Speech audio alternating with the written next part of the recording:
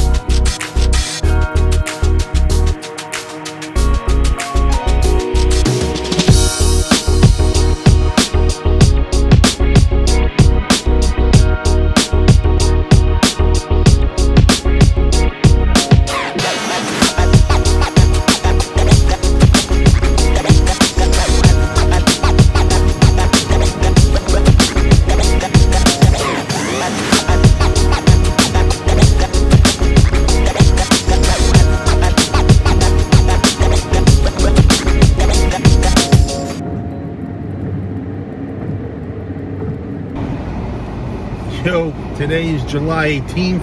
I've been gone for a while. Things have slowed down, but in a good way. I needed a break. I have other ventures I had to focus on. But it's about 2 o'clock in the afternoon. And like I said, July 18th, I'm outside of Michael's. And I don't know if you remember in the last episode, after selling the Gowanna's house, I was gifted a couple of things. One being the moon landing daily news, and one being the Verrazano, and a couple of the portraits. So I'm actually going to get them framed. So we're going to go for a little journey. This is what you do in your downtime. Plus, pardon the attire, I'm actually going to the gym after this. So got to get the fitness on. Anyway, talk to you soon. Bow. Yo, yo. So we're back at it. Today's still July 18th, and it's about 7 p.m. So I got myself a couple of picture frames. Look at that. Nice. They were on BOGO sale. BOGO means buy one, get one free. Or buy one, get one. So what I'm going to do now is I'm going to unwrap these so we can start framing my art. Let's watch it.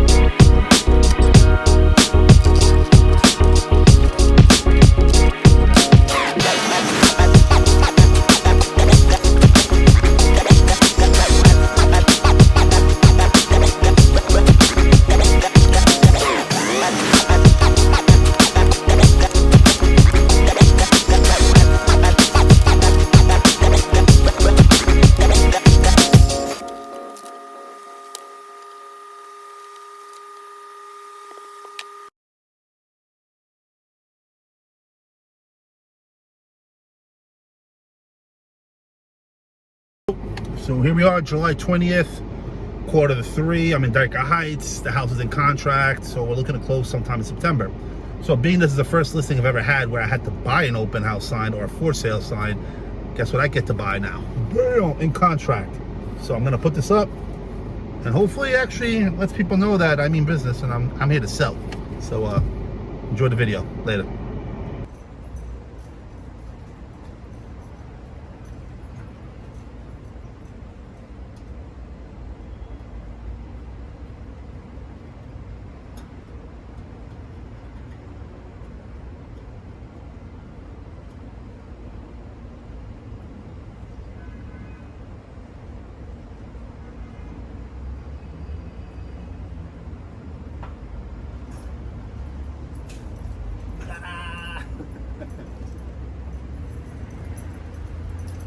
Just another beautiful day in the Dyker Heights. And what do we got here? Oh, look who put that little sign up, in contract. Yo, today is Thursday, July 28th. As you know, since April, I've had the house in Dyker Heights, where I'm currently parked, on the market. I would say May 1st is when we officially launch, right? Give or take a few days. So from May to June, June to July, now July to basically August, in total 3 months, I've been able to list the house, get an offer, get an accepted offer, go into contract, and today's actually appraisal day. That's usually a good thing. Basically, again, what an appraisal looks like is now the gentleman, because I spoke to him, who's coming here around 6 p.m. It's currently 5 p.m. an hour early. He's gonna come and appraise the house for the sake of the bank. The bank has loaned the buyer, let's say roughly $1 million for this purchase. The bank has to make sure that the house is worth at least $1 million. Why? Banks and most businesses that deal with money lending, that's not even a word, lending money rather, they want to ensure that they can get their money back, worst case scenario. And the only way you can get your money back in the worst case scenarios, the current buyer buys the house with the borrowed money for the bank, and then let's say something happens, they fall in rough times, or something catastrophic happens in the world for them, and they can no longer afford the house. They will what's called default in payments, most likely, which means they just stop paying because they can't afford it. The bank will then do some legal actions which take time and take ownership of the house eventually. Let's just take that route in this conversation. Worst case scenario, the owner can no longer pay the bank its loan agreement.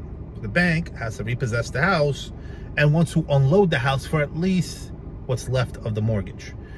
Banks don't want to be realtors, and they want to unload the property and know that they can still get their money back. Not necessarily top dollar, which they normally do get back because the market's crazy, but they want to get their money back.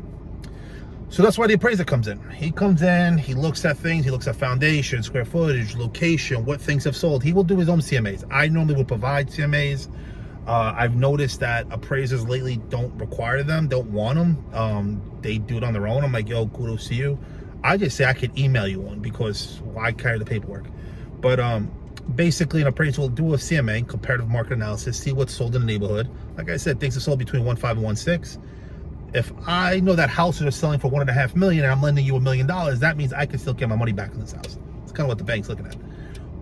Once he's done, probably take an hour, half an hour, depends how good he is or how thorough he is. Once he's done with that, give it about 48 to 72 hours, he'll update the bank. The bank will then go forward with underwriting the terms of their mortgage agreement with the buyer, and then we can now discuss actual closing dates. So being that this market's kind of chaotic right now and we're kind of facing a recession from what people are saying, this client, this buyer is already locked in, is in a good place. Still got lady being mad nosy. But anyway, so I'm in Dyker Heights. Just to recap, it is a Thursday. The showing or the appraisal walkthrough at 6 p.m. It's 5 o'clock. I'm here an hour early. How to get parking. You know how that is. But we'll take a little tour of the town. All right? Later, man. So I'm in the house. Very quiet, as you can see. But a couple of things I want to do for the appraisers. Turn on all the lights, because showing them electricity running through the house perfectly fine is obviously important.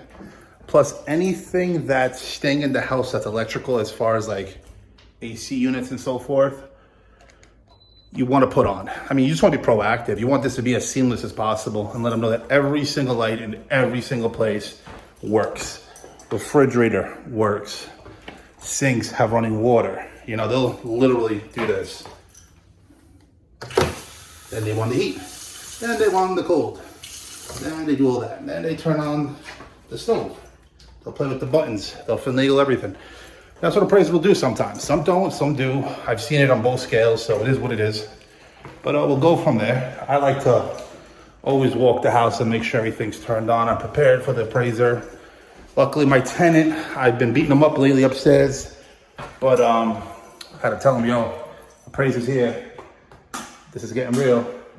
So, wish us luck. As always, I'm over here trying to buy my mother a house. That's the end goal here. Let's take care of the mom dukes. So, I'll let you know how it goes again later.